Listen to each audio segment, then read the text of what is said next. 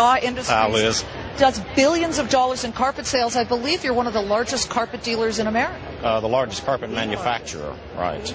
The largest. That's correct. How is business? We just heard from Dennis, and you give me your assessment. Right. Well, I think business has bottomed in the first quarter. We're very tied to the residential housing markets, both new construction, existing home sales, and refurbishment. So I think it's bottomed, and I think it's gradually improving. We're seeing really single-digit increases versus last year. I know it probably didn't feel good at the time, because every time I interviewed Warren Buffett over the past year, he would immediately say, our carpet business has dropped off a cliff. Right. Are you climbing back, and what do you need to do to be even more competitive in this day and age? Right. Well, if you go back to 2005, the carpet industry fell 40% from the peak.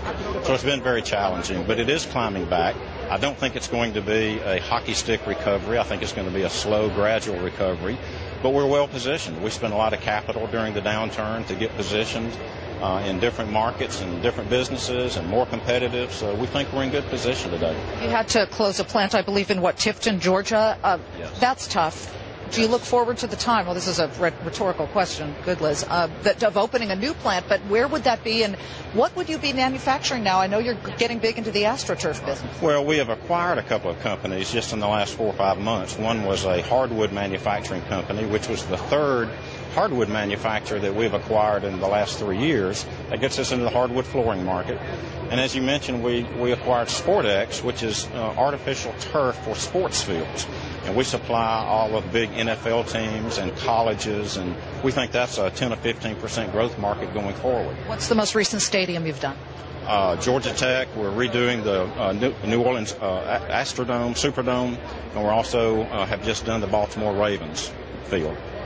That's quite a business that you've gotten yourself into then. Well, we think it's a growth business, and one of the growth parts of it we think are going to be cascading down to high schools, middle schools, municipal recreational departments. Can I read into that the stimulus money would then be a positive for you if it's going to a lot of educational facilities? Potentially. Some of those college fields and things are driven by private money versus public money.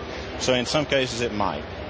Let me go back to my previous question I didn't really get you to answer, and that is, what is Warren Buffett's advice during the height of the real financial crisis? Did you speak with him often? Not often. Don't have to speak to him often. But he wanted us to do just what we always do. And his advice is always widen the moat, work on creating a competitive advantage. And that's what we do. We don't worry about last month or next month. We worry about creating a competitive advantage for the business. And finally, is it Sisal or Sisal rugs? I never know. Sisal rugs. Sisal. Okay, definitively from the world's largest carpet manufacturer, it's Sisal. Good to see you, sir. Thank you very much. We've been speaking with Vance Bell of Shaw Industries. Thank you, Liz. It's been a pleasure. Go have fun. It's quite the meeting.